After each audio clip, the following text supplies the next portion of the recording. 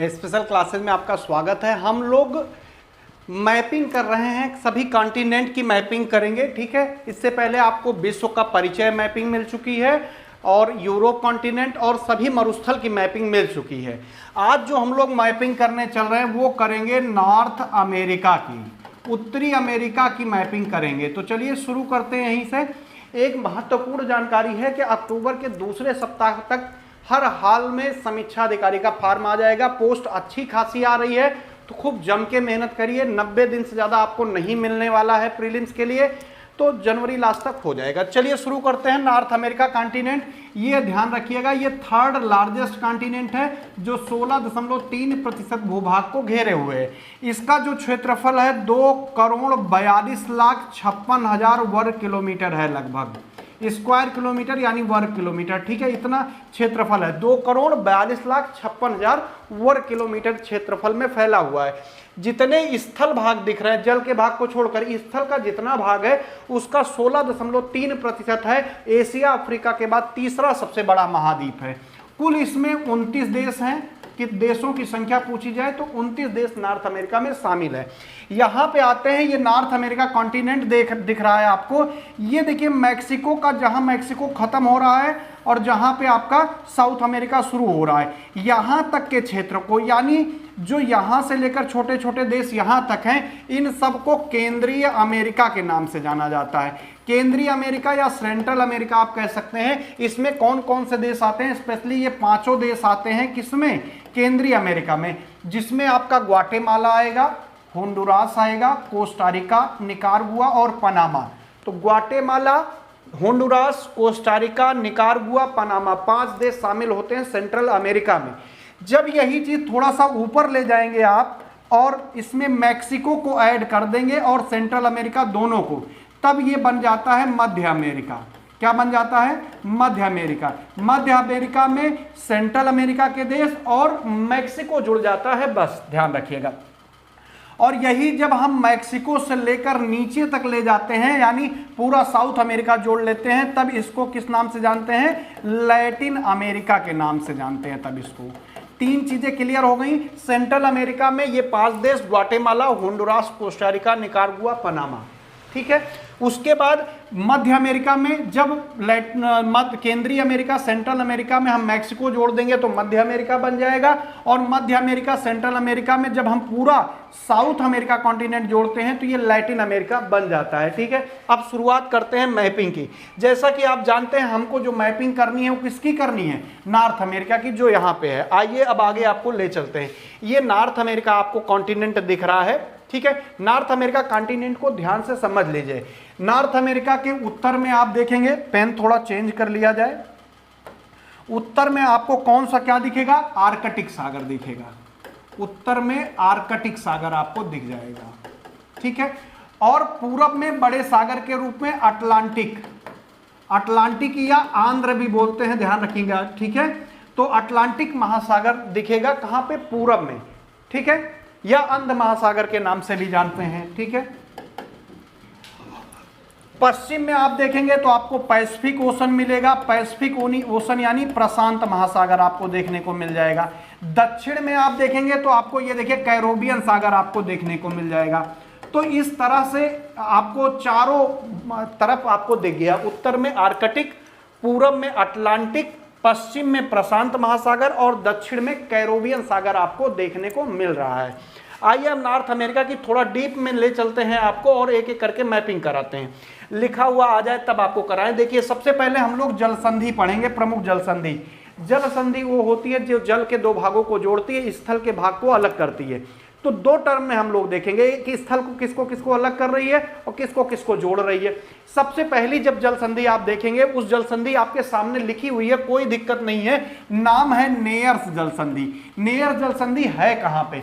देखिए ये आपको ग्रीनलैंड दिख रहा है और इधर आपको एलिस मरे द्वीप, ये एलिस मरे द्वीप दिख रहा है, यहां पे आपकी है नेयर्स जल संधि। तो सबसे पहले देखते हैं किन भागों को अलग कर रही है, किन भागों को जोड़ रही है। जोड़ने का काम जल करती है, स्थल के भाग को अलग करेगी।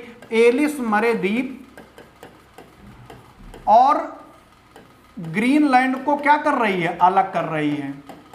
ग्रीनलैंड और एलिस मरे, ये एलिस मरे द्वीप यहां लिखा हुआ है, ये ग्रीनलैंड है। दोनों को क्या कर रही है, अलग कर रही है। जोड़ किसको रही है, ऊपर आप सागर देखेंगे तो ऊपर कौन सा सागर अभी मैंने बताया था, आर्कटिक सागर बताया था। नीचे आप देखेंगे तो ये आपको क्या दिख रहा है, बैफिन बे यानी बैफिन की खाड़ी। तो आर्कटिक सागर को बैफिन की खाड़ी से जोड़ रही है। बैफिन की खाड़ी अगर ना आए, लैब्राडोर आ जाए तो भी आप कर सकते हैं बड़े रूप में। पहली जल संधि आपने देख ली, इसको नेयर जल संधि कहते हैं। स्थल किसको अलग कर रही है, एलिस मरे ग्रीनलैंड को, और जोड़ने का काम कर रही है आर्कटिक और बैफिन बे को। दूसरी जल संधि है डेविस जल संधि। डेविस जल संधि यहां पे लिखा हुआ, देखिए ये लिखा हुआ है डेविस जल संधि। तो डेविस जल संधि देखिए, ये ग्रीनलैंड है, इधर बैफिन आइसलैंड है यानी बैफिन द्वीप है। तो किसको किसको अलग कर रही है, बैफिन द्वीप जो नॉर्थ अमेरिका का है और ग्रीनलैंड को अलग करने का काम कर रही है। ठीक है, अब जोड़ किसको रही है, जोड़ किसको रही है, बात यह है इधर बैफिन बे है, इधर लैब्राडोर सागर है। तो बैफिन की खाड़ी को लैब्राडोर सागर से जोड़ रही है, लैब्राडोर सागर को जोड़ने का काम कर रही है। यहां पे जब सागर की बात आएगी तो आप लैब्राडोर कर सकते हैं, नहीं तो अटलांटिक भी कभी कभी आ सकता है, लेकिन ऐसा आता नहीं है, नॉर्मली बैफिन की खाड़ी ही आ जाएगा। ठीक है, तीसरी जो जल संधि आपको दिख रही है वो है हडसन जल संधि। यहां पे हडसन जल संधि कहां पे आपको दिख रही है, देखिए यहां पे आपको हडसन जल संधि देखने को मिलेगी। सबसे पहले हडसन जल संधि में आप ये देख लीजिए किसको किसको अलग कर रही है, किसको किसको जोड़ रही है। ठीक है, यहां पे आप देखेंगे बैफिन द्वीप है, बैफिन द्वीप दिख रहा है आपको। उसके बाद ये देखिए ये वाला बैफिन द्वीप है, ये वाला उंगावा प्रायद्वीप है। कौन सा, उंगावा। तो बैफिन द्वीप और उंगावा को अलग कर रही है, किसको, बैफिन द्वीप को और उंगावा प्रायद्वीप को अलग करने का काम कर रही है। जोड़ किसको रही है, इधर हडसन की खाड़ी है, हडसन की खाड़ी है और उधर लैब्राडोर सागर है। ये हडसन की खाड़ी है, ये लैब्राडोर सागर है, यहां पे आपके हडसन जल संधि है, ध्यान रखिएगा। ठीक है, तो हम क्या लिख लेंगे, हडसन की खाड़ी और लैब्राडोर सागर को जोड़ने का काम कर रही है, लैब्राडोर को जोड़ रही है। ये अभी तक मुझे लगता है कोई दिक्कत आपको नहीं होनी चाहिए। ये आप देख लीजिए, ये आपको कोशिश करेंगे कि पीडीएफ भी प्रोवाइड कर दिया जाए। अगर गलती से भूल नहीं गए तो, भूल जाएंगे तब दिक्कत हो जाती है, तब बाद में डाउनलोड नहीं होता है। ठीक है, अगली जल संधि है बेली द्वीप जल संधि या बेली आइल जल संधि इसको बोलते हैं, दोनों नाम से जान सकते हैं, बेली द्वीप या बेली आइल जल संधि, कोई दिक्कत नहीं है। लैब्राडोर और न्यू फाउंडलैंड के बीच में स्थित है, ये आपको ध्यान रखना है। ठीक है, एक सेकंड रुकिएगा, आपको इसमें भी दिखाते चले, नहीं तो आपको एटलस मेरा आप देख ही रहे हैं, इसी एटलस से सारा काम आपको करना है। देखिए जब आप खोलेंगे तो यहां पे आपको दो चीजें देखना है। कौन सी चीज देखना है, क्योंकि हमको बेली आइल जल संधि सबसे पहले खोजना है। तो लैब्राडोर द्वीप देखिए कहां पे है, लैब्राडोर सागर की बात नहीं कर रहे हैं, ये लैब्राडोर द्वीप की बात कर रहे हैं, द्वीप की बात कर रहे हैं, ये चीज आप ध्यान रखिएगा। और न्यू फाउंडलैंड को अलग करती है, फाउंडलैंड को अलग करती है। ये लैब्राडोर द्वीप की बात हो रही है, यहां देखिए न्यू फाउंडलैंड आपको दिख जाएगा, बगल में आपको लैब्राडोर द्वीप दिख जाएगा, उसके बीच में ये दिख जाएगी। तो ये जो जल संधि है यहां पे है, देखिए ये, ठीक यहां पे है। तो अब प्रश्न ये बनता है, तो जोड़ती किसको है, इसको अलग करती है, तो जोड़ने का काम किसको करती है। तो यहां पे आप देखेंगे आपको सेंट लॉरेंस की खाड़ी, ये देखिए यहां पे लिखा है सेंट लॉरेंस की खाड़ी। सेंट लॉरेंस की खाड़ी को जोड़ती है किससे, लैब्राडोर, यहां पे लैब्राडोर, ये लैब्राडोर सागर है, तो इसको जोड़ने का काम करती है, इसको से इससे जोड़ती है। यानी सेंट लॉरेंस की खाड़ी, सेंट लॉरेंस की खाड़ी को जोड़ती है लैब्राडोर से। लैब्राडोर ये सागर है, ये लैब्राडोर सागर की बात हो रही है। ये जो बात हुई थी वो लैब्राडोर द्वीप की बात हो रही है, जो न्यू फाउंडलैंड के ऊपर ये लैब्राडोर द्वीप है, ये लैब्राडोर द्वीप आपको यहां पे देखने को मिल जाएगा। ठीक है, नीचे आप देखेंगे तो न्यू फाउंडलैंड है, न्यू फाउंडलैंड है ये। ठीक है, तो एक जल संधि बेली आइल हो गई। अगली है फ्लोरिडा जल संधि। फ्लोरिडा का जो हिस्सा है ये आप देखेंगे तो यहां ये लटका हुआ हिस्सा फ्लोरिडा का है, उसी के नीचे कहीं जल संधि होनी चाहिए। यहां पे आपको दिख जाएगा, ये देखिए क्यूबा दिख रहा है, तो यहां पे आपकी जल संधि है फ्लोरिडा जल संधि। कौन सी, फ्लोरिडा। तो अलग किसको किसको कर रही है, फ्लोरिडा को क्यूबा से अलग कर रही है। किसको, फ्लोरिडा को क्यूबा से अलग कर रही है। फ्लोरिडा और क्यूबा को अलग कर दे रही है। देखिए फ्लोरिडा और क्यूबा, थोड़ा सा आप ऊपर करके दिखा देते हैं, फ्लोरिडा और क्यूबा को अलग करने का काम कर रही है। दिख रहा है एटलस में, कोई दिक्कत नहीं होनी चाहिए। आपके सामने ये है तो ये फ्लोरिडा है, ये क्यूबा है, आप कर सकते हैं। ठीक है, अभी आपको हम एक चीज दिखाना भूल गए, नहीं तो अभी दिखा देंगे आपको। वर्ल्ड मैप जब दोबारा खोलेंगे तो जो बर्मुडा ट्रायंगल है वो भी आपको हम दिखा देंगे यहाँ पे। ठीक है, देखिए अब यहाँ पे आप देखेंगे इधर क्या है, गल्फ ऑफ मैक्सिको है, गल्फ ऑफ मैक्सिको है इधर। चूंकि इधर देखिए फ्लोरिडा है, ये क्यूबा है, इधर गल्फ ऑफ मैक्सिको है, गल्फ ऑफ मैक्सिको है, और इधर कौन सा है, अटलांटिक महासागर। देखिए लिखा हुआ है, तो किसको किसको फ्लोरिडा जल संधि जोड़ रही है, तो आप लिखेंगे गल्फ ऑफ मैक्सिको को जोड़ रही है, किससे, अटलांटिक महासागर से, अटलांटिक ओशन से जोड़ने का काम कर रही है। अगली जल संधि जो आपको दिख रही है वो है यूकाटन जल संधि। एक एक करके सब आराम से देखेंगे, कोई दिक्कत नहीं, कोई जल्दी नहीं है। अब आपको देखना है सबसे पहले यूकाटन प्रायद्वीप कहां पे है, ये आप देख लीजिए, और क्यूबा। तो क्यूबा ये है, और जो यूकाटन प्रायद्वीप है अगर आप देखेंगे तो यहां पे है, यहां पे यूकाटन प्रायद्वीप दिखेगा, जो जल संधि है यहां पे दिखेगी, यहां पे है यूकाटन जल संधि, क्यूबा और यूकाटन प्रायद्वीप के बीच में है। अब ये जो यूकाटन, ये जो जल संधि किसको किसको जोड़ती है, गल्फ ऑफ मैक्सिको और इधर कैरोबियन सागर। तो एक एक करके लिख लीजिए, किसको किसको अलग करती है, यूकाटन प्रायद्वीप को, प्रायद्वीप जो होता है वो स्थल से एक तरफ से घिरा होता है, तीन तरफ से जल से घिरा होता है, और क्यूबा को अलग करने का काम कर रही है। और जोड़ किसको रही है, गल्फ ऑफ मैक्सिको से किससे जोड़ रही है, कैरोबियन सागर। तो मैक्सिको की खाड़ी को, यानी गल्फ ऑफ मैक्सिको को किससे जोड़ रही है, कैरोबियन सागर से, कैरोबियन सागर से जोड़ने का काम कर रही है। अगली जल संधि दिख रही है बेरिंग जल संधि आपके सामने।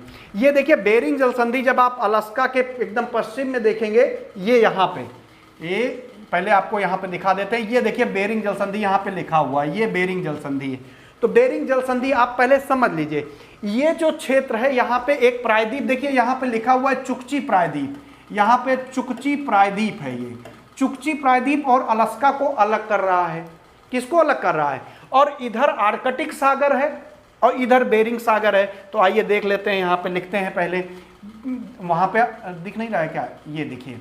तो हम क्या, किसको किसको अलग कर रहा है, चुकची प्रायद्वीप है, किससे अलग कर रहा है, अलास्का को अलग कर रहा है, अलास्का को रूस से खरीदा था। अब जोड़ किसको रही है, आर्कटिक सागर को बेरिंग सागर से, आर्कटिक सागर को बेरिंग सागर से जोड़ने का काम कर रही है। कौन सी, बेरिंग जल संधि, बेरिंग सागर से जोड़ रही है। ये बात हो गई हमारी जल संधियों की, जो बहुत ही महत्वपूर्ण है, आप इनको ध्यान से देख लीजिएगा। और एटलस में कोई ना मिले तो आप कमेंट जरूर करा करिए, मिल जाए अच्छा लगे वीडियो तो भी कमेंट वमेंट कर दिया करिए, लाइक वाइक शेयर वेयर जो हो सके वो करिएगा। ठीक है, चलिए अगला देखते हैं। अगला देखिए, अब खाड़ी आ गई। खाड़ी कहां पे, पहली दिख रही है बोथिया की खाड़ी। अब आपको एटलस लेना पड़ेगा, यहां पे आपको बोथिया की खाड़ी या बूथिया की खाड़ी लिखा हुआ मिल जाएगा। ठीक है, यहाँ पे बैफिन द्वीप जहां पर आपको मिले, और बोथिया प्रायद्वीप। तो यहाँ पे देखिए बैफिन प्रायद्वीप है, ये है, और यहाँ पे ये बोथिया की खाड़ी है, ये इसके बीच में, ये देखिए, देखिए यहाँ पे लिखा होगा, इसमें बैफिन की खाड़ी और बोथिया प्रायद्वीप दिया होगा, इसमें नहीं, इधर इधर दिया है। ये देखिए बैफिन और बोथिया खाड़ी ये दिया हुआ है, यहाँ नहीं है, बल्कि ये गलत बन गया थोड़ा सा, रुक जाइए नहीं तो बाद में कमेंट आने लगता है। ये और ये है, ये बूथिया की खाड़ी है, ये बूथिया की खाड़ी है, बूथिया, बूथिया की खाड़ी है।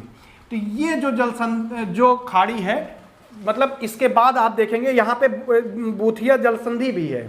ठीक है, बूथिया की खाड़ी है, जलसंधि नहीं, सॉरी। तो ये बूथिया की खाड़ी है, ये बूथिया की खाड़ी ये है, और ये बूथिया प्रायद्वीप है, ध्यान रखिएगा। ये जो सफेद सफेद दिख रहा है बूथिया प्रायद्वीप है, ये जो पानी वाला क्षेत्र दिख रहा है ये बूथिया की खाड़ी है। तो पूछा जाए बूथिया की खाड़ी कहां पे है, तो बूथिया जो प्रायद्वीप है और बैफिन जो द्वीप है उसके मध्य में है। तो क्या लिखेंगे, बोथिया प्रायद्वीप और हमारा कौन सा, बैफिन द्वीप के मध्य स्थित है। किसके, बैफिन द्वीप के मध्य, लिख लेंगे बैफिन द्वीप के मध्य स्थित है, कोई दिक्कत नहीं। ये भी कह सकते हैं नॉर्थ अमेरिका के उत्तर में स्थित है, कभी कभी इस तरह से भी प्रश्न आ जाएगा। तो नॉर्थ अमेरिका के उत्तर में है, ये भी ध्यान रहेगा। अगला हडसन की खाड़ी है, ये सबसे बड़ी ये आपको दिख रही है हडसन की खाड़ी। अब बताइए क्या लोकेशन लिख दें, आपको लोकेशन लिखना है कि नॉर्थ अमेरिका के उत्तर पूर्व में है या कनाडा के उत्तर पूर्व में है। तो कनाडा के पूर्व में लिख दे रहे हैं, पूर्व में, ठीक। अपने हिसाब से आप उसको समझ लीजिएगा, कनाडा के पूर्व में है, ये आप ध्यान रखिएगा, ठीक है। किस सागर का भाग है कभी कभी पूछ लेता है, तो ये अटलांटिक सागर का भाग है, अटलांटिक सागर से जुड़ा हुआ है तो उसका भाग है।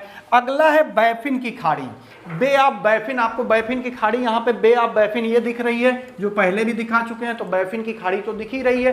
बैफिन की खाड़ी किसके किसके बीच है, तो ग्रीनलैंड और बैफिन द्वीप के मध्य स्थित है। किसके बीच, ये देखिए बैफिन की खाड़ी है, ये ग्रीनलैंड है और इधर बैफिन द्वीप है, तो ग्रीनलैंड और बैफिन द्वीप के मध्य स्थित है, बैफिन द्वीप के मध्य स्थित है। बस इससे ज्यादा आपको जानने की जरूरत नहीं है, क्योंकि कोई मतलब नहीं है बहुत ज्यादा डीप में जाने से। हाँ, एक चीज और यहाँ पे आपको लिखना होगा, बैफिन की खाड़ी किसका भाग है, तो अटलांटिक ओशन का भाग है, ठीक, अटलांटिक महासागर का भाग है। अगला दिख रहा है सेंट लॉरेंस की खाड़ी, जो अभी आपने देखा था, ये देखिए ये सेंट लॉरेंस की खाड़ी जो न्यू फाउंडलैंड के पास स्थित आपको देखने को मिल जाएगी, ठीक है। तो सेंट लॉरेंस की खाड़ी आप क्या लिखेंगे, अगर आपको ये लिख सकते हैं कि उत्तरी अमेरिका के पूर्व में, अमेरिका के पूर्व में, या आप ये भी लिख सकते हैं यहां पे न्यू फाउंडलैंड के ऊपर या लैब्राडोर द्वीप के नीचे है। ये भी कई सारी स्पेसिफिकेशन, ये लैब्राडोर द्वीप है उसके नीचे है, ये कह सकते हैं जो न्यू फाउंडलैंड है उसके उत्तर में स्थित है। ये सब भी आप इस तरह से कर सकते हैं। अगला जो है वो है फंडी की खाड़ी, इसमें नहीं लिखा है, चलिए आगे चलते हैं। फंडी की खाड़ी देखिए कहां पे है, अगला है फंडी की खाड़ी, फंडी, बे ऑफ फंडी कहां पे है ये पूछा जाएगा।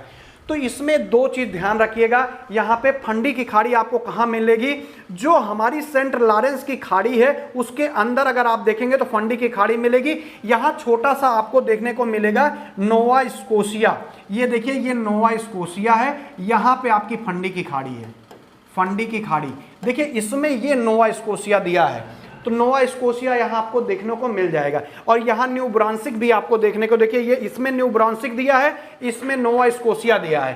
तो आप इसको लिख लीजिएगा, हो सकता है आपको मिलने में दिक्कत हो। न्यू ब्रांसिक और नोवा स्कोशिया के मध्य, नोवा स्कोशिया के मध्य स्थित है। बहरहाल आप इसको भी कह सकते हैं नॉर्थ अमेरिका के पूर्व में है, या आप कह सकते हैं सेंट लॉरेंस की खाड़ी के पश्चिम में है, या ये भी कह सकते हैं कि न्यू फाउंडलैंड के पश्चिम में है, या ये भी कह सकते हैं कि लैब्राडोर के दक्षिण में है, तो कोई दिक्कत नहीं होगी। और ये किसका भाग है, अटलांटिक ओशन का भाग है, तो इसमें कोई दिक्कत होनी नहीं चाहिए आपको। अगला है चेसापीक की खाड़ी, बे ऑफ चेसापीक कहाँ पे है, यहां पे आपको थोड़ा सा ध्यान देना होगा। चेसापीक की खाड़ी आपको अंदर मिलेगी, जो इसमें शायद बनी हो, बनी नहीं है, यहां पे कहीं होगी, यहां पे चेसापीक। हम आपको लोकेशन बता दे रहे हैं, आप टिक कर लीजिएगा, एटलस में नहीं दिया है। चेसापीक की खाड़ी कहां पे है, वर्जीनिया और मैरीलैंड, वर्जीनिया आप देखेंगे तो यहां पे आपको वर्जीनिया और मैरीलैंड देखने को मिल जाएगा, लौंग इलायची वाला द्वीप मैरीलैंड, इसके बीच में स्थित है, वर्जीनिया और मैरीलैंड के बीच में स्थित है, उसके मध्य में स्थित है, ये चीज ध्यान रखिएगा। किसका भाग है, तो ये भी अटलांटिक का भाग है, अटलांटिक ओशन का भाग है, ठीक है, ये भी ध्यान रखिएगा। अगला है मैक्सिको की खाड़ी, जो आपको अभी दिखी थी, ये देखो गल्फ ऑफ मैक्सिको यहां आपको दिखी रही है। इसकी लोकेशन आप क्या लिखेंगे, अगर आपको लिखना होगा तो आप लिख सकते हैं, अभी मैंने आपको मध्य अमेरिका दिखाया था, तो ये आप लिख लीजिएगा मध्य अमेरिका के पूर्व में, मध्य अमेरिका के पूर्व में, ये आप लिख सकते हैं, कोई दिक्कत नहीं है, मध्य अमेरिका के पूर्व में लिख सकते हैं। मैक्सिको की खाड़ी किसका भाग है पूछा जाएगा, अटलांटिक का भाग है, अटलांटिक ओशन का भाग है, ध्यान रखिएगा। अगला खाड़ी आएगी कैंपेय की खाड़ी, या इसको कैंपेस की खाड़ी के नाम से जानते हैं, तो कैंपेस की खाड़ी मिल जाए या कैंपेय की खाड़ी मिल जाए तो कंफ्यूज मत होइएगा। मैक्सिको के पूर्व में आपको देखने को मिल जाएगी कैंपेय की खाड़ी, आपको यहाँ पे बना है, ये देखिए यहाँ पे है, ये है कैंपेस की खाड़ी, ये देखिए गल्फ ऑफ कैंपेस लिखा हुआ है, ये है कैंपेस की खाड़ी या कैंपेय की खाड़ी। तो कहाँ पे लिख देंगे, मैक्सिको, मध्य अमेरिका के पूर्व में, इसको भी लिख लिया जाए। या तो इस तरह लिख लीजिए मैक्सिको के पूरब में, मैक्सिको के पूरब में, किसी तरह से आप बस समझ जाइए कहां पे है। पेपर में यही चाहेगा आपसे कि आप समझ कितना पाते हैं, बस जैसे मैक्सिको के पूर्व में दे देगा, नॉर्थ अमेरिका के दक्षिण पूर्व में दे देगा, इस तरह का आपको बताएगा और पूछेगा। ये भी किसका भाग है, अगर पूछा जाए कैंपेस की खाड़ी किसका भाग है, तो ये भी अटलांटिक का ही भाग है, क्योंकि बड़े सागर ही पूछे जाते हैं, छोटे मोटे नहीं। कैलिफोर्निया की खाड़ी आपको देखिए, गल्फ ऑफ कैलिफोर्निया यहां पे लिखा हुआ है, तो कैलिफोर्निया की खाड़ी अगर आपसे पूछी जाए तो मैक्सिको के पश्चिम में है, के पश्चिम में है। मैक्सिको के कहां है, मैक्सिको के पश्चिम में स्थित है, ध्यान रखिएगा। और ये किसका भाग है, ये प्रशांत महासागर का भाग है। और कौन सा ओशन है, पैसिफिक ओशन है, यानी प्रशांत महासागर का भाग है। ये आपकी हो गई खाड़ी, एक एक करके आपकी खाड़ी लगभग समाप्त हो गई। अब आइए आगे आपको ले चलते हैं और नदी पे आ गए। पहली नदी आपको दिख रही है मैकेंजी नदी। सबसे पहले आपको देखना होगा नदी जा कहां से रही है, यही चीज निकलती कहां से, गिरती कहां पे। यहां पे एक ग्रेट स्लेव लेक आपको दिख रही है, ये देखिए कनाडा में ग्रेट स्लेव लेक है, यहां से निकलती है। कहां से निकलती है, ग्रेट स्लेव लेक झील है, कहां पे है, कनाडा में है, यहां से निकलती है। और अपना जल अगर पूछा जाए कहां गिराती है, तो ध्यान रखिएगा कहां गिराएगी, किस जगह पे गिराएगी, ब्यूफोर्ट सागर में। ब्यूफोर्ट सागर कहां पे है, यहां पे है, तो ब्यूफोर्ट सागर में अपना जल गिराती है, ब्यूफोर्ट सागर में। वैसे इतना डीप आपसे पूछेगा नहीं नॉर्थ अमेरिका में, पीएससी के किसी एग्जाम में, बीओआरओ में, बस ये पूछेगा कि मैकेंजी नदी किस कॉन्टिनेंट में बहती है, कभी कभी डीप दे सकता है। तो ये देखिए यहां से निकल रही है नदी और इस तरह चली जा रही है, ये ब्यूफोर्ट सागर में जाके गिरा रही है। इस नदी का नाम क्या है, मैकेंजी नदी, मैकेंजी नदी, ठीक है। तो ग्रेट स्लेव लेक से निकल रही है, ब्यूफोर्ट सागर में जाके गिर रही है। दूसरी नदी आपकी दिख रही है यूकॉन नदी। यूकॉन नदी कहां से निकलती है, तो रॉकी पर्वत की एक सीरीज है यहाँ पे, ये पूरी रॉकी पर्वत सीरीज है। यहाँ पे रॉक हिमानी है, ये है रॉक हिमानी बोलते हैं इसको, ठीक है, इस क्षेत्र को।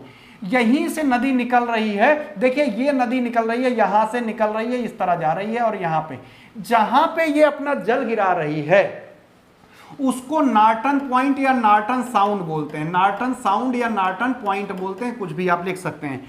तो नदी निकली कहां से, रॉक हिमानी से निकली और अपना जल कहां जाके गिराई, नॉर्टन साउंड में।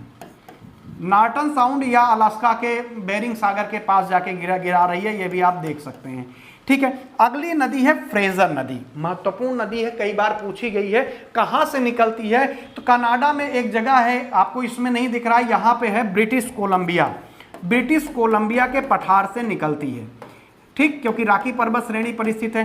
तो ब्रिटिश कोलंबिया प्रांत है कनाडा का, वहां से निकलती है और अपना जल आके कहां गिरा देती है। देखिए यहां से फ्रेजर नदी, इसमें दिया है क्या, इसमें दिया नहीं है शायद, अगर दिया नहीं है तो आप इस तरह बना लीजिएगा, ठीक, और प्रशांत महासागर में पानी गिरवा दीजिएगा। एग्जैक्ट लोकेशन की जरूरत नदी में नहीं है, प्रशांत महासागर में, ठीक है, क्योंकि मैप हमको फिर दूसरा खोलना पड़ेगा, फिर मजा नहीं आता। जो मैप चल रहा है उसी पे बताते चलेंगे तो अच्छा लगेगा। फ्रेजर नदी ब्रिटिश कोलंबिया से निकली, ये नदी कौन सी है, फ्रेजर नदी ब्रिटिश कोलंबिया से निकली है, ये ध्यान रखिएगा। कहां से निकली है, ब्रिटिश कोलंबिया से निकली है और अपना जल कहां जाके गिरा दे रही है, प्रशांत महासागर में अपना जल गिरा दे रही है। एक बल्ब बंद हो गया, जरा ऑन कर लें, अगर हो जाए तो। नहीं हो रहा है, कोई दिक्कत है इसमें, चलिए कोई बात नहीं, कोई दिक्कत नहीं। दिख तो रहे होंगे साहब, हाँ दिख रहे हैं, कोई दिक्कत नहीं। ये बात इतनी क्लियर हो गई, इसमें कोई दिक्कत नहीं है। चलिए अगली नदी की तरफ आगे बढ़ते हैं। अगली नदी है कोलंबिया नदी, ठीक है। ये नदी कोलंबिया नदी जो आपकी है वहीं से निकलती है जहां से फ्रेजर नदी निकल रही थी। तो फ्रेजर नदी को हमने यहां से निकाला था, यहां लाके इस तरह जल गिर रही थी, या हो सकता है कि साउथ अमेरिका में आके गिरती हो, एग्जैक्ट लोकेशन याद नहीं आ रही है। फ्रेजर नदी चूंकि इसमें दिख नहीं रही है, बल्कि ये देखिए कोलंबिया नदी निकल रही है और ये कोलंबिया नदी आके अपना जल गिरा रही है, ये दिख रही है। और ये जो नदी आपको दिख रही है, ये वाली जो कोलंबिया की सहायक नदी है, ये स्नैक रिवर है, ये स्नैक है, ये कोलंबिया नदी है, ठीक है। तो सबसे पहले लिख लीजिए कोलंबिया नदी कहां से निकल रही है, तो ब्रिटिश कोलंबिया से ये भी निकल रही है, ब्रिटिश कोलंबिया से निकल रही है। और कहां जल गिरा दे रही है, ब्रिटिश कोलंबिया से निकल रही है और प्रशांत महासागर में अपना जल गिरा रही है। कहां पे, प्रशांत महासागर में। ये आप देख ही रहे हैं, यहां से निकलकर यहां जल गिरा दे रही है। अगली नदी बड़ी महत्वपूर्ण नदी है, स्नैक नदी मैंने बता दी है, आप वो भी लिख लीजिएगा। रॉकी पर्वत श्रृंग से निकलकर कोलंबिया नदी में जाके मिल जाती है, ठीक है। मिसौरी नदी कहां से निकलती है, तो रॉकी पर्वत श्रृंग से निकलती है। रॉकी पर्वत से निकलकर कहां पे जाती है, ये सबसे महत्वपूर्ण बात है। इससे पहले आपको एक नदी देखनी होगी, मिसिसिपी नदी। देखिए ये मिसिसिपी रिवर है, और सॉरी कौन सी नदी है, ये मिसिसिपी नदी है, और इस तरह आते हुए जल गिरा रही है।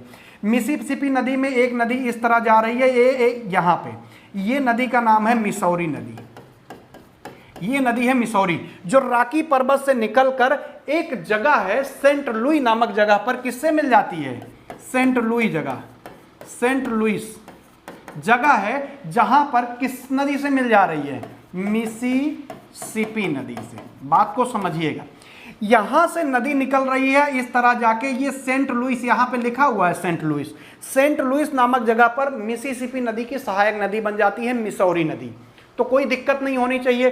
कहां से निकल रही है, रॉकी पर्वत से निकल रही है, सेंट लुई के पास मिसिसिपी नदी से मिल जा रही है। नदी का नाम क्या है, मिसौरी नदी। कहां पे मिल रही है, तो ये चीज जरूर याद रखिएगा, सेंट लुइस। बहुत इंपॉर्टेंट है, बहुत पूछा जाता है, ठीक है। अगली नदी आपने स्नैक देखी ली है, कहां से निकल रही है अगर पूछा जाए तो रॉकी पर्वत सीरीज से निकलती है। कभी कभी 3-4 नदियां दे देगा, पूछेगा रॉकी पर्वत से कौन कौन सी नदी निकलती है, इस तरह का भी क्वेश्चन। और किस नदी से मिल जाती है, कोलंबिया नदी से। यहां पे आप देख ही रहे हैं मिल जा रही है, यूएसए में मिल जा रही है, ठीक है।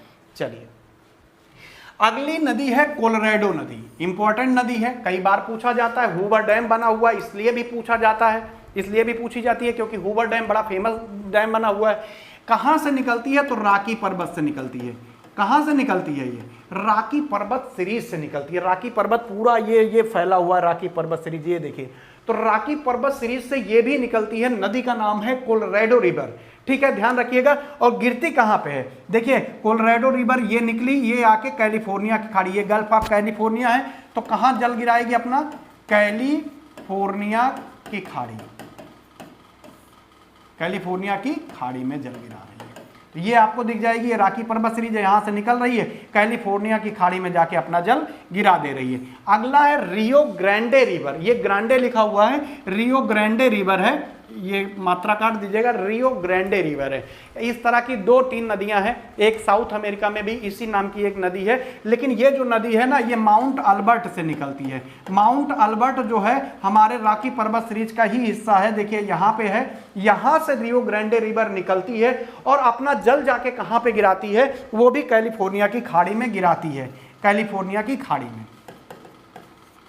तो कैलिफोर्निया की खाड़ी में 2 नदियां का पानी गिर चुका है, कैलिफोर्निया की खाड़ी में, ठीक। रियो ग्रांडे रिवर भी गिर गई। अगली नदी मिसिसिपी है। नहीं, एक चीज 1 सेकंड गलत हुआ है, ये जो ये गड़बड़ हुआ है थोड़ा सा, ये गलत है। ये मैक्सिको की खाड़ी में जल गिराती है। कहां पे गिराएगी, मैक्सिको की खाड़ी, गलत बन गया है चित्र, ये देख लीजिए। यहां से निकलती है, ये देखिए यहां से निकल रही है, ये जा रही है, ये रियो ग्रांडे, ये रियो ग्रांडे, आप ध्यान से देखेंगे तो ये रियो ग्रांडे रिवर लिखा हुआ है, ठीक है। तो ये रियो ग्रांडे रिवर जो मैक्सिको की खाड़ी में जाके अपना जल गिरा रही है। तो यहां पे आप क्या लिख लेंगे, गल्फ ऑफ मैक्सिको। ऊपर वाला निकलने का है, नीचे जितने ऊपर वाले नाम जो हैं वो निकलने के दिए हैं, नीचे वाले क्या हैं, जहां पे अपना जल गिरा रही है, Rio Grande river, Rio Grande river नाम है, ठीक है। मिसिसिपी नदी आप देख ही चुके हैं, मिसिसिपी नदी आपको हमने दिखाई दिया है, कोई दिक्कत नहीं, ये जा रही है, ये गिर रही है। तो गल्फ ऑफ मैक्सिको में गिर रही है। एक तो फोन से परेशान है, फोन बंद कर देना चाहिए जब कुछ कर रहे हो तो, ठीक है। मैक्सिको की खाड़ी में अपना जल गिराती है। निकलती कहां से है, जो अमेरिका और कनाडा की जो सीमा रेखा है वहीं से निकलती है। तो कहां से निकलती है, कनाडा यूएसए की सीमा रेखा से, सीमा से निकलती है। और कहां पे जल गिराती है, गल्फ ऑफ मैक्सिको में अपना जल गिराती है। और सेंट लुई नामक जगह पर मिसौरी से क्या बनाती है,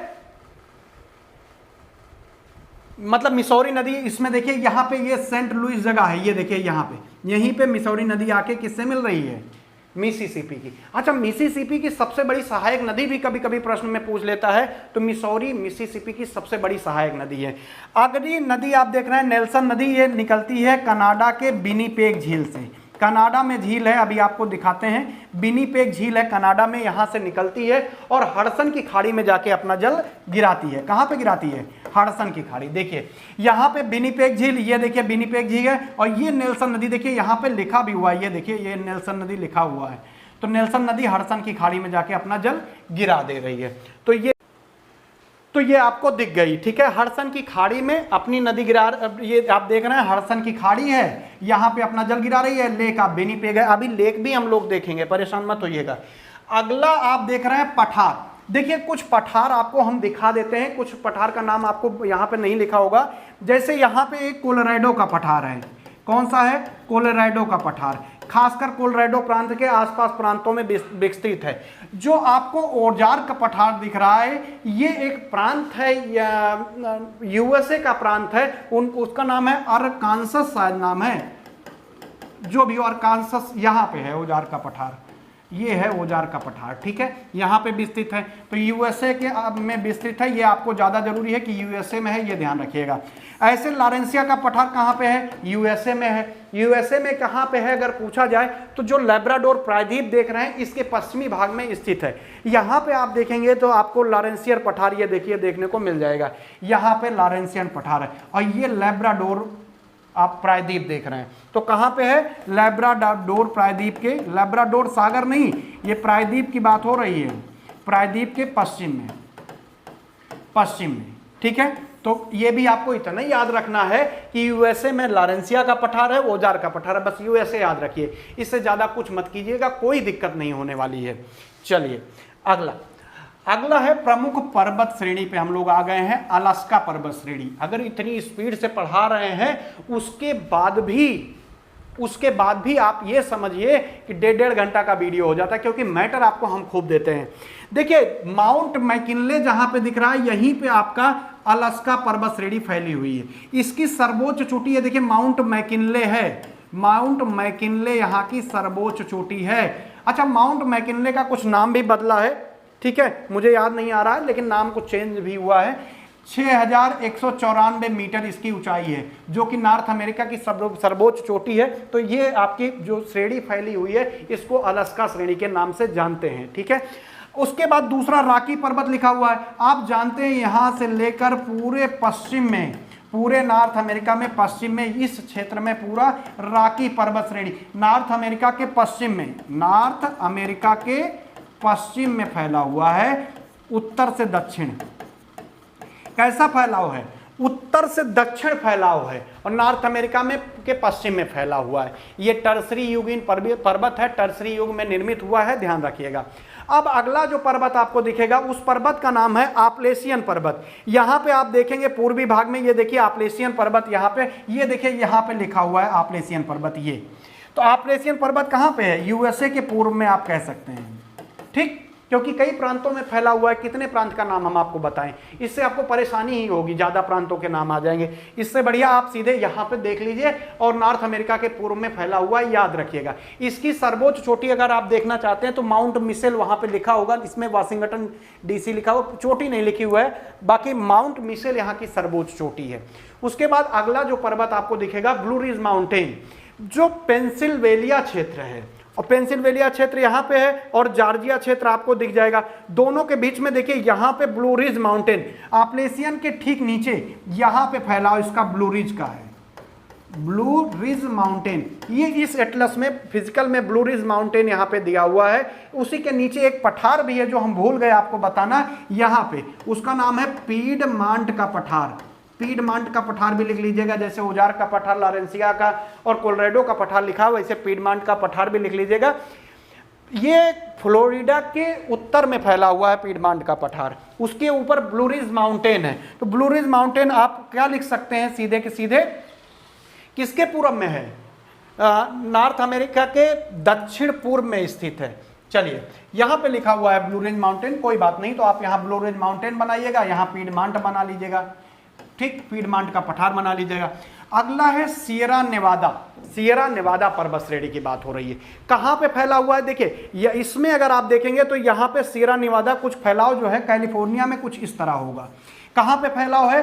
कैलिफोर्निया के आसपास, कुछ और भी प्रांत हैं जो शामिल हैं। कैलिफोर्निया यूएसए में फैला हुआ है, सियरा नेवादा, उसकी लंबाई उत्तर से दक्षिण है। अगला है आयरन पर्वत, लोहा पर्वत। आयरन माने लोहा पर्वत जिसको कहते हैं।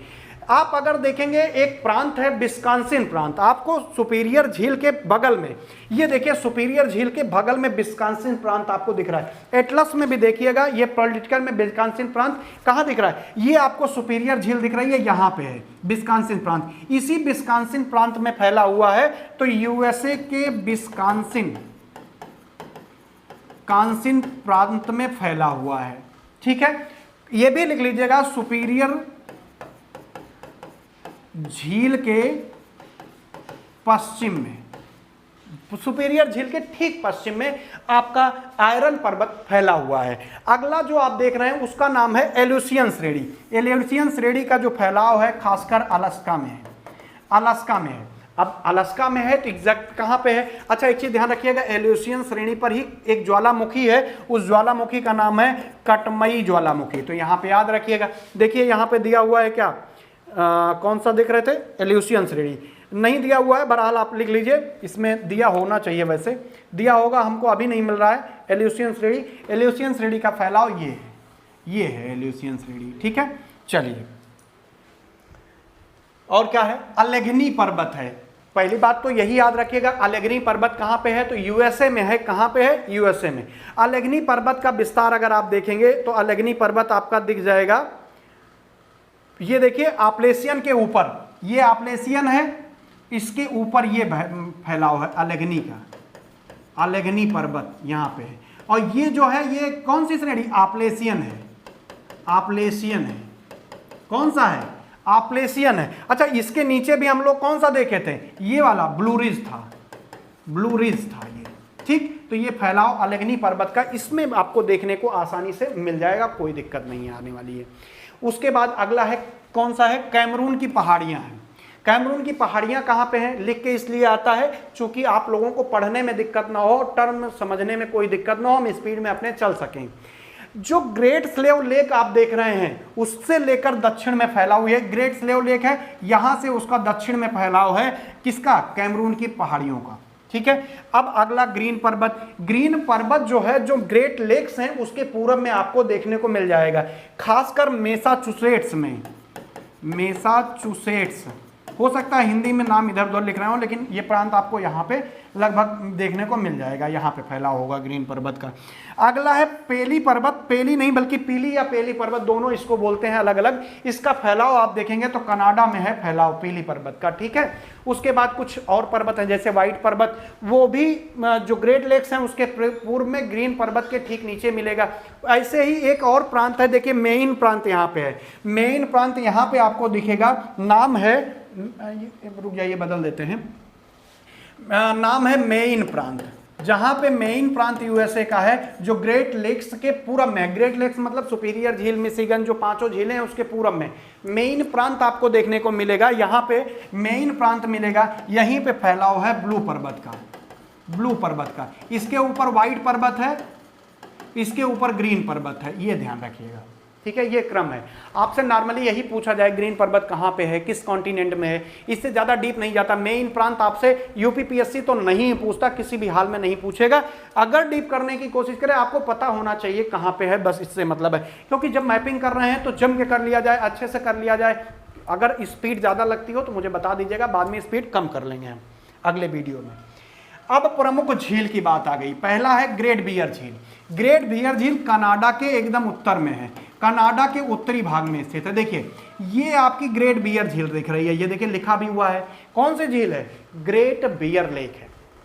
पूछा जाए ग्रेट बियर लेक कहाँ पे है, तो कनाडा के उत्तरी भाग में है। अच्छा प्रांत का भी नाम जो है उत्तर पश्चिमी प्रांत है। क्या नाम है? उत्तर पश्चिमी प्रांत। हालांकि कनाडा से अभी दिक्कत भारत का चल रहा है, ठीक है। तो एक चीज और ध्यान रखिएगा, ये जो ग्रेट बियर लेक है इसके किनारे जिप्सम पॉइंट स्थित है। क्या स्थित है? Gypsum point. जिप्सम पॉइंट इसके किनारे किनारे स्थित है, जिप्सम का भंडार कह सकते हैं कि स्थित है, तो इसको जिप्सम का भंडार कहते हैं। नहीं एक सेकेंड, जिप्सम पॉइंट इसके नहीं, ग्रेट स्लेव के पास है, ये एक जिप्सम पॉइंट काट दीजिएगा, ग्रेट स्लेव के किनारे है, वो अभी हम आपको बताएंगे।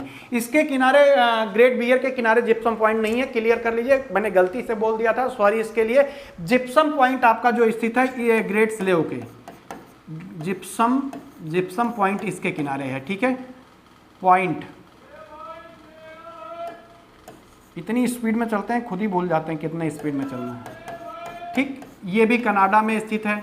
कनाडा में कहाँ पे है, ये देखिए ग्रेट स्लेव लेक है, इसी के किनारे जिप्सम पॉइंट स्थित है। और बहुत पूछा जाता है कि कौन सी लेक है, ग्रेट स्लेव दे देगा, बियर दे देगा और विनिपेग वगैरह दे देगा, पूछ लेगा किसके किनारे जिप्सम पॉइंट है, तो आपको बताना होगा ग्रेट स्लेव के किनारे जिप्सम पॉइंट स्थित है। जो ग्रेट बियर झील है इस पर से आर्कटिक वृत्त होकर जाता है, आर्कटिक वृत्त इसके होकर गुजरता है। ये देखिए यहाँ से जा रहा है आर्कटिक वृत्त, कुछ इस तरह से जा रहा है, ये क्या है, आर्कटिक वृत्त है, आर्कटिक वृत्त है, यहीं से गुजर रहा है, ग्रेट बियर लेक के बीचों बीच से गुजरता है, ग्रेट लेक बियर लेक से होकर गुजरता है, ग्रेट बियर लेक बोलते हैं उसको, ठीक है, बियर लेक बोलते हैं। यहाँ पे आप देख सकते हैं लिखा हुआ BEAR, तो ग्रेट बियर लेक है, ठीक है, ध्यान रहेगा। बियर पीना गलत बात है, शराब पीना गलत बात है, ये सब मत किया करिए, बस याद करना जरूरी है, ये याद जरूर करिएगा। अच्छा, इसके किनारे एक जनजाति निवास करती है, एस्किमो। एस्किमो कोई ऐसा नाम आए तो मुझे कहना जरूरी है, क्योंकि आप लोग स्टूडेंट हैं, बात मानते हैं तो अच्छी बात है, कहना चाहिए। एस्किमो जनजाति ग्रेट बियर लेक के किनारे किनारे निवास करती है, यह ध्यान रखिएगा। ग्रेट स्लेव लेक आपने देख लिया है, यहाँ पे है, कनाडा के मध्य नहीं कह सकते, उत्तर में स्थित है, यहाँ पे जिप्सम पॉइंट इसके किनारे किनारे स्थित है। अगली झील दिख रही है अथावास्का लेक। अथावास्का लेक देखिए यहाँ पे है, ये देखिए, ये लिखा हुआ है नीचे, लेक ऑफ अथावास्का। अथावास्का झील है, कनाडा में स्थित है। अगर आप प्रांत जानना चाहते हैं तो अल्बर्टा प्रांत खासकर और सस्केचुआन प्रांत है। कनाडा का 2 प्रांत है जिसमें स्थित है अल्बर्टा लेक। कौन सा प्रांत है अगर पूछा जाए, अल्बर्टा प्रांत है, सस्केचुआन प्रांत है, ठीक दोनों की सीमा रेखा पर, अल्बर्टा और सस्केचुआन की सीमा रेखा पर स्थित है। ऐसे अगली झील आपको दिखेगी, ये देखिए यहाँ पे झील दिख रही है, रेंडियर झील। आप यहाँ पे मैं आप चलिए वहां ले चलता हूं फिर से आपको, रेंडियर झील देख लीजिए। ये देखिए, पहली झील हमने ग्रेट बियर बनाई थी, ग्रेट स्लेव बनाई थी, कभी कभी नॉर्थ टू साउथ क्रम पूछ लेता है। ये लेक अथावास्का है, ये रेंडियर झील है। तो रेंडियर झील ये भी आप कनाडा में ही कहेंगे, कनाडा में है, ये भी कह सकते हैं अथावास्का लेक के दक्षिण भाग में स्थित है। उसके बाद एक और लेक आपको देख रही है, लेक ऑफ विनिपेग। यहाँ पे विनिपेग नहीं लिखा है तो विनिपेग झील लिख लीजिए, विनिपेग, जिससे हमारी नेल्सन नदी निकल रही थी, तो ये भी यहाँ पे लिख लीजिए, नहीं लिखा है। तो यहाँ पे 5 झीलें हो गई। ये नॉर्थ टू साउथ क्रम है, इधर नॉर्थ है, इधर साउथ है। तो ग्रेट बियर पहले है, फिर ग्रेट स्लेव है, अथावास्का है, रेंडियर है, विनिपेग है। ये क्रम है उत्तर से दक्षिण कनाडा की झीलों का, बहुत पूछा जाता है, ध्यान रखिएगा। उसके बाद अब हम एंट्री करेंगे यूएसए में। यूएसए और कनाडा की सीमा रेखा पर पहली जो लेक आपको दिख रही है, इसको बोलते हैं सुपीरियर झील। कहां पे है, कनाडा और यूएसए की सीमा पर, दोनों की सीमा पर बीचों बीच स्थित है। बीचों बीच से आप देख रहे हैं ये सीमा रेखा, ये देखिए यहां से जा रही है, इस तरह जा रही है, इस तरह जा रही है। अभी आपको दिखा देंगे ये सीमा रेखा कहां जा रही है, जूम करके, ठीक है। तो सुपीरियर झील है, यूएसए और कनाडा की सीमा रेखा पर स्थित है। एक ध्यान रखिएगा, मीठे पानी की सबसे बड़ी झील है, विश्व की दूसरी सबसे बड़ी झील है, जबकि मीठे पानी की कौन सी नंबर की, मीठे पानी की सबसे बड़ी और विश्व की दूसरी सबसे बड़ी, कैस्पियन सागर के पास विश्व की दूसरी सबसे बड़ी झील है, ठीक है। ये पॉइंट याद रहेगा। एक चीज और आपको याद रखना है, यहाँ पे एक झील आपको दिखेगी इसके बगल, जब आप आगे बढ़ेंगे तो देखिए यहाँ पे ह्यूरॉन झील दिख रही है, ये वाली, इसके बीच में एक नहर जाती है। यानी जो सुपीरियर झील है और जो एक झील है ह्यूरॉन झील है, इसके बीच में एक नहर है, उस नहर का नाम है सू नहर। क्या नाम है, सू नहर। दिख रहा है ना, कौन सा नहर है, सुपीरियर और ह्यूरॉन। ये सुपीरियर है, उसके ऊपर ये ह्यूरॉन है। ह्यूरॉन भी जो है कनाडा यूएसए की सीमा रेखा पर स्थित है। इसके बीच में कौन सी, सू नहर स्थित है। ये चीज आपको ध्यान रखना है। चलिए अब अगले झील पे आ जाते हैं। ये जो नीचे लटकी हुई झील आपको दिख रही है पूर्णता, जो पूर्णता यूएसए में है, एकमात्र झील है ग्रेट लेक्स यानी 5 झीलों में से जो पूर्णतया क्या है, यूएसए में स्थित झील है। 5 झीलें हैं, उनको ग्रेट लेक्स बोलते हैं। उनमें जितनी झीलें हैं उनमें से मिशिगन एकमात्र झील है, पूर्णतया यूएसए में स्थित है। ठीक है, एक जलसंधि यहां बनती है, मैकिनाक जलसंधि। वो मैकिनाक जलसंधि आप यहां देख सकते हैं। तो यहां पे हम लिख दे रहे हैं मिशिगन झील और ह्यूरॉन झील, इनके दोनों के बीच में जो जलसंधि है उसी जलसंधि का नाम है मैकिनाक जलसंधि। मैकिनाक जलसंधि, ये आप एटलस में आराम से देख सकते हैं, कोई दिक्कत नहीं। यहाँ पे मैकिनाक आपकी जलसंधि देखने को मिल जाएगी। ये मिशिगन झील के किनारे जो है एक शहर स्थित है, शिकागो शहर। सभी के किनारे वैसे शहर बताना था, वो बाद में बता देंगे, कोई बात नहीं। आप यहाँ पे एक शहर लिख लीजिए, शिकागो शहर स्थित है।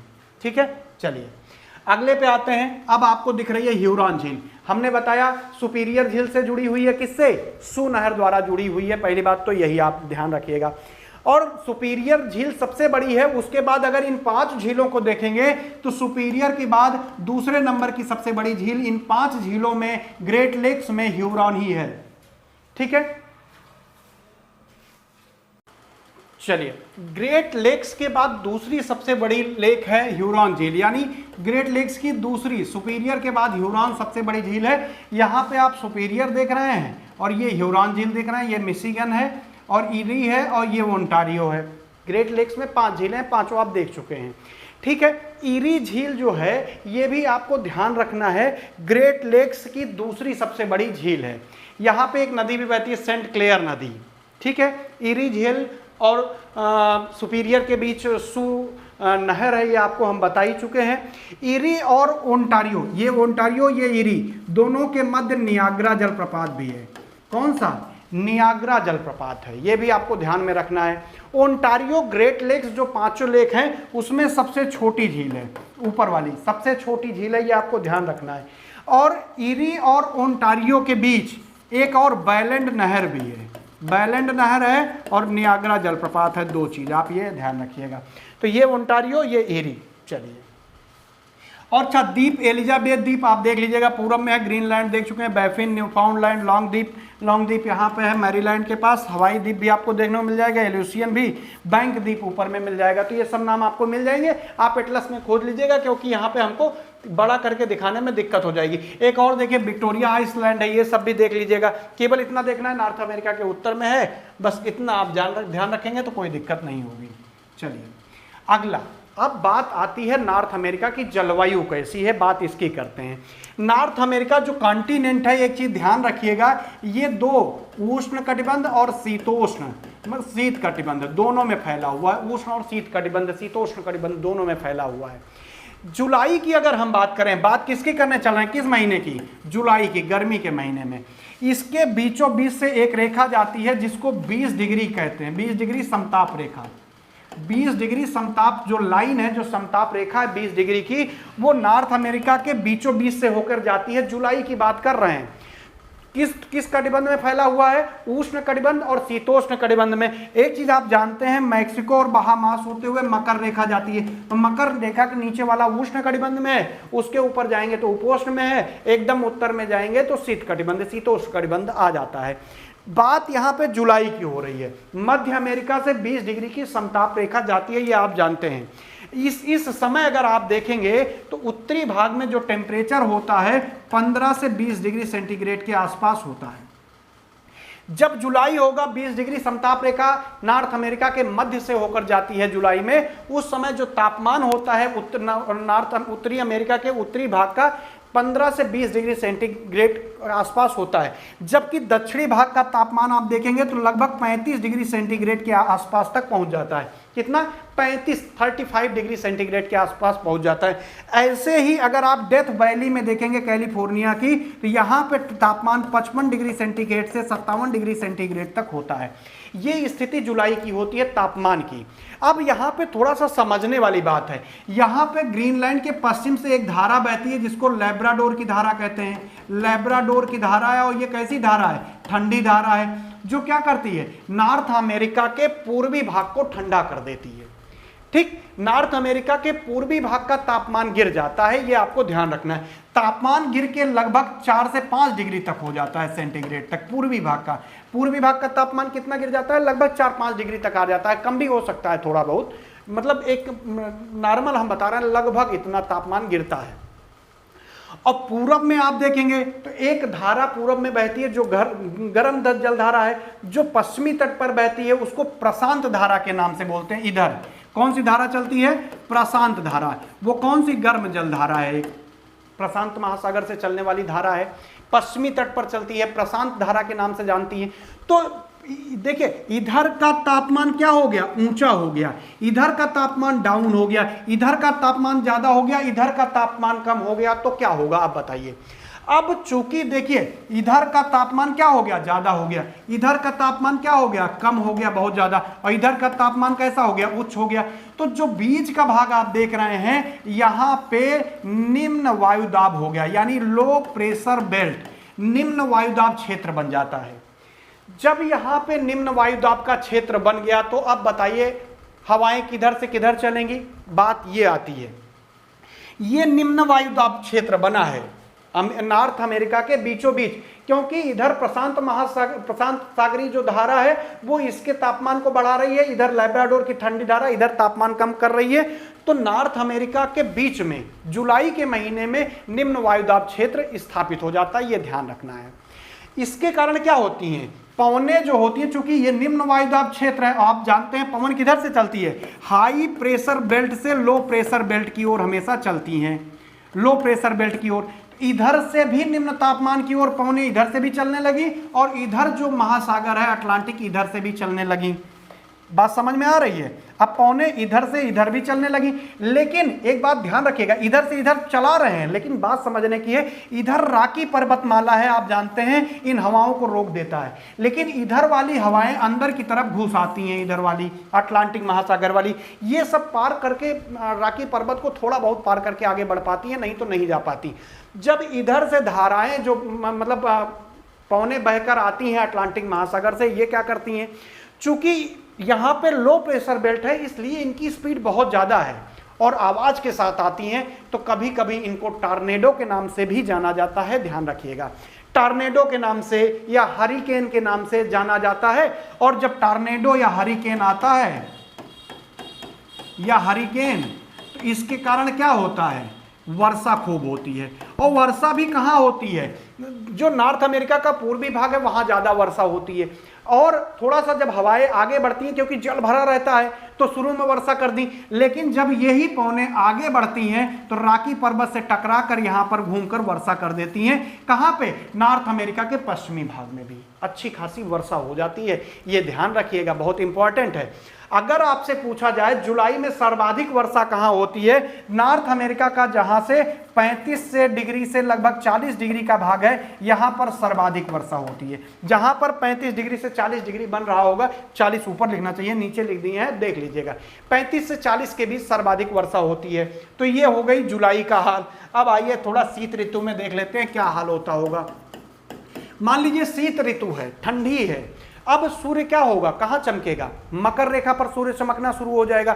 सूर्य का चमकना कहां पे होगा? मकर रेखा पर। ये कर्क रेखा है और ये मकर रेखा हो गई। मकर रेखा पर सूर्य यहां पे चमक रहा है, ये इधर इसका चमका ज्यादा हो गया, 90 डिग्री पर मकर रेखा पर आ गया, तो शीत ऋतु कहां हो गई? नॉर्थ अमेरिका में शीत ऋतु हो गई। यहां पे क्या होता है? एकाएक तापमान गिर जाता है, ऊपर -20 डिग्री के आसपास तापमान पहुंच जाता है, -20 डिग्री। मध्य भाग का तापमान 0 डिग्री, नीचे का भाग 10 से 15 डिग्री सेंटीग्रेड के आसपास रह जाता है। पूर्वी भाग का तापमान लैब्राडोर के कारण थोड़ा सा और गिर जाता है और इधर का भाग थोड़ा सा बना रहता है।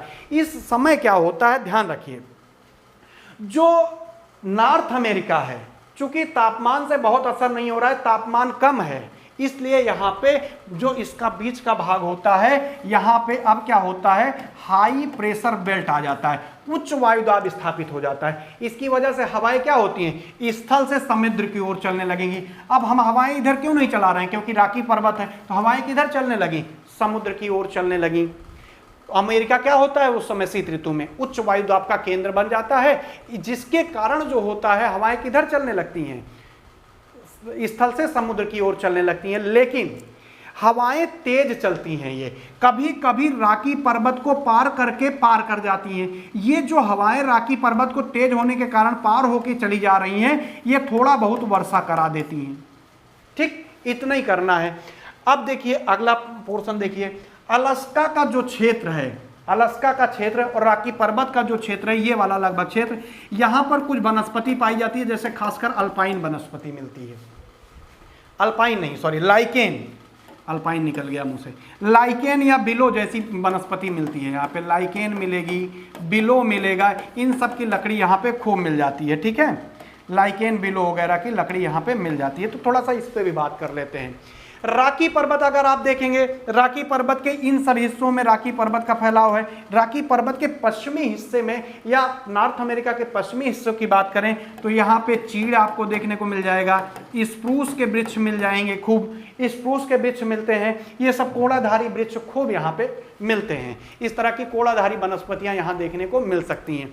यूएसए के पूर्वी भाग में आप देखेंगे तो जैसे चेस्टनट आपको देखने को मिल जाएगा, चेस्टनट तरह के प्लांट मिल जाएंगे, ओक मिल जाएगा, ओक वनस्पति मिल जाएगी, तो चेस्टनट मिल जाएगा, ओक मिल जाएगी। एक और लिख लीजिए, एल्म है, एक सीजर है, क्या है, ऐसी कोई वनस्पति है, वो भी यहाँ पे देखने को आपको मिल जाती है। बीच में आप जानते हैं प्रेरी तुल्य जलवायु पाई जाती है। ठीक है, तो प्रेरी तुल्य जलवायु पूर्वी भाग को भी इफेक्ट डालती है, तो यहाँ पे प्रेरी घास मिल जाती है। कैलिफोर्निया आप देख रहे हैं, सॉरी, कैलिफोर्निया आप देख रहे हैं, ये कैलिफोर्निया के उत्तरी भाग में जब आप देखेंगे तो कैलिफोर्निया का जो उत्तरी भाग है वहां की बात कर रहे हैं। कैलिफोर्निया के उत्तरी भाग में आपको अंजीर देखने को मिल सकता है, उसको क्या बोलते हैं, एक और होता है वो जैतून, सहतूत, ये सब आपको देखने को मिलेंगे कैलिफोर्निया के उत्तरी भाग में। अच्छा, अंगूर भी मिल जाता है, ध्यान रखिएगा, अंगूर भी मिलेगा, चेरी भी मिलेगा, ये सब कैलिफोर्निया के उत्तरी भाग में आपको देखने को मिल जाएंगे। अच्छा, ये जो कॉन्टिनेंट आप देख रहे हैं, नॉर्थ अमेरिका कॉन्टिनेंट जो आप देख रहे हैं, इसकी एक खासियत आपको बता देते हैं, ध्यान रखिएगा, इंपॉर्टेंट पॉइंट है। यहाँ की सबसे प्रमुख जो फसल है वो गेहूं है। गेहूं यहाँ पर सबसे प्रमुख फसल पूछा जाए तो सबसे प्रमुख फसल कौन सी है, गेहूं है, जो ठंडी में भी उगाते हैं और ग्रीष्म ऋतु में भी उगाते हैं। मतलब ठंडी और गर्मी में गेहूं दोनों समय यहाँ पे उगाया जाता है। प्रेरी का जो मैदान क्षेत्र है वो सबसे महत्वपूर्ण क्षेत्र है, और यहाँ पर एक गेहूं की मंडी भी है, वो है विनिपेग मंडी। गेहूं की मंडी के नाम से फेमस है, याद रखिएगा, विनिपेग, खूब प्रश्न पूछा जाता है, इससे भूलिएगा नहीं।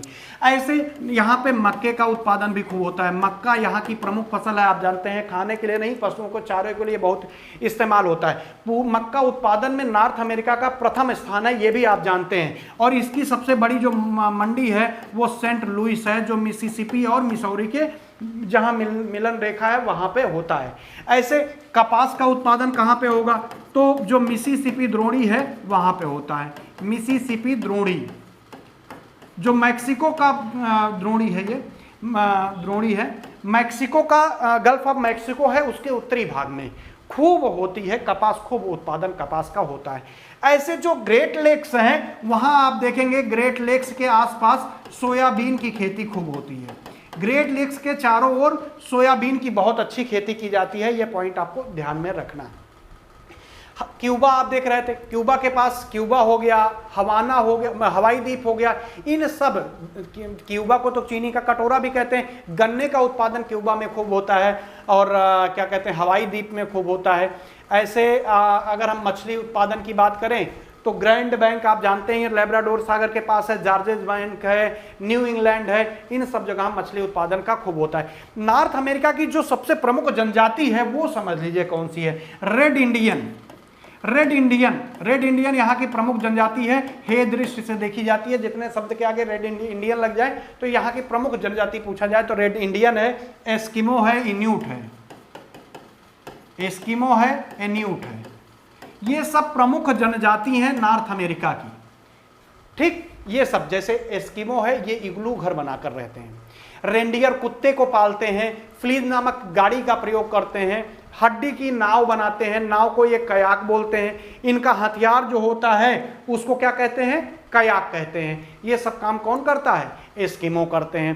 प्रमुख शहर को देख लेते हैं, जरूरी है, इंपॉर्टेंट है। जैसे एक शहर है अटलांटा शहर, किस लिए फेमस है, मतलब औद्योगिक स्थिति क्या है, इसकी बात हम करने जा रहे हैं। अटलांटा शहर जॉर्जिया प्रांत है, उसकी राजधानी है। यहाँ पर एक कोका कोला जो आप पीते हैं उसका आविष्कार यहाँ पे हुआ था। कोका कोला का आविष्कार यहाँ पे हुआ था। क्या हुआ था? आविष्कार, खोज यहाँ पे हुआ था। ऐसे ही एक डियो आप यूज करते हैं, डेनवर, आप जानते हैं डेनवर का ग्रीन कोट आता है, सब ब्लैक कोट आता है, सब खूब यूज करते हैं। कोलोराडो की राजधानी है, ठीक है, मील ऊंचा शहर के नाम से, नगर के नाम से ही काफी फेमस है। ऐसे डेट्राइट है अमेरिका में, काफी फेमस है डेट्राइट। जब आपको हम औद्योगिक शहर पढ़ाएंगे उसमें लिखा हुआ बिल्कुल दिखाएंगे। डेट्राइट शहर जो है वाहन उद्योग के लिए खूब प्रसिद्ध है। ऐसे ह्यूस्टन है, ह्यूस्टन ऊनी वस्त्र के लिए बड़ा फेमस है। ह्यूस्टन आप जानते हैं, कौन, क्या नाम है? ह्यूस्टन। ह्यूस्टन किसके लिए? ऊनी वस्त्र के लिए प्रसिद्ध है। ऐसे ही डेट्राइट वाहन उद्योग के लिए प्रसिद्ध है। डेनवर मील ऊंचा शहर के नाम से प्रसिद्ध है। डेनवर का डियो आता है नाम से, तो हमने कहा आपको बता देते हैं। तो इतना ही था नॉर्थ अमेरिका में, बाकी कुछ भी बचा है। जैसे अभी हम लोग औद्योगिक शहर नहीं पढ़े हैं, इसमें क्या, कहाँ, कौन सा उद्योग विकसित है यहाँ पे, इस चीज के लिए हम लोग क्या करेंगे, जब औद्योगिक शहर पढ़ेंगे तो स्पेशली उस वीडियो को भी देखेंगे और मैपिंग भी करेंगे। चलिए अगले वीडियो में मिलते हैं। धन्यवाद, बाय बाय, थैंक यू।